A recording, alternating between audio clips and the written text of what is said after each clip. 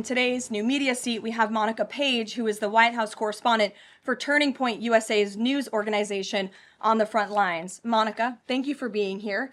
We're so sorry for the loss of Charlie. I know you work for him, you were very close to him, and we appreciate your being in the new media seat and also your commitment to covering the White House. You are here every day, just like the rest of everyone in this room. So why don't you kick us off today? Thank you so much, Caroline. I don't think you realize how much it means to me to be here in this seat, especially on behalf of Turning Point USA and Frontlines. We greatly appreciate it. We also greatly appreciate the outpouring of support and just really kind words that we heard yesterday at the memorial service. That means more to us than I don't think anybody ever knows. And even the global support that we're seeing for Charlie has been overwhelming, and it doesn't go unnoticed. So thank you so much. I have 3 questions, if I may, on the horrific murder of Charlie Kirk. Government and local officials said that Antifa inscriptions were engraved in these bullet casings that killed Charlie Kirk. It appears to be a trend, especially after what we saw in the Annunciation church shooting, Catholic church shooting.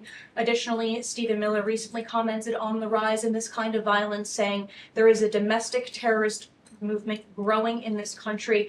The president is designating Antifa as a domestic terrorist organization. I'm wondering, what is the approach to holding these people accountable, just to ensure that violence like this just is eradicated moving forward? Sure. Well, Antifa is going to be designated a domestic terrorist organization. The president intends to sign that executive order very soon as it's drafted, as soon as today, later this afternoon.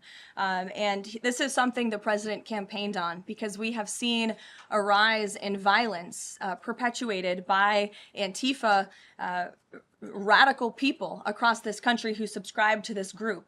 And unfortunately, it's gone widely uncovered by many in the legacy media. It also went completely ignored by the previous administration. Not anymore. Not only, as you mentioned, were the bullet casings subscribed with Antifa mottos, if you will, in the heinous assassination of Charlie, but there have also been more examples than I could read off for you here in this briefing room today of violence from Antifa. I will just read a few. In July 2025, several members of an Antifa cell ambushed and opened fire on officers at an ICE facility in Alvarado, Texas, shooting 1 officer in the neck. Also in July 2025, 3 Antifa members were charged with assaulting a police officer during a violent riot outside an ICE facility in Portland, which for weeks prior had been under siege from the local Antifa terror cell.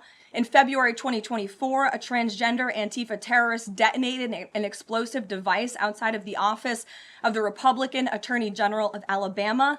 In July 2023, Antifa members linked to abortionist group Jane's Revenge firebombed pro-life facilities and vandalized churches.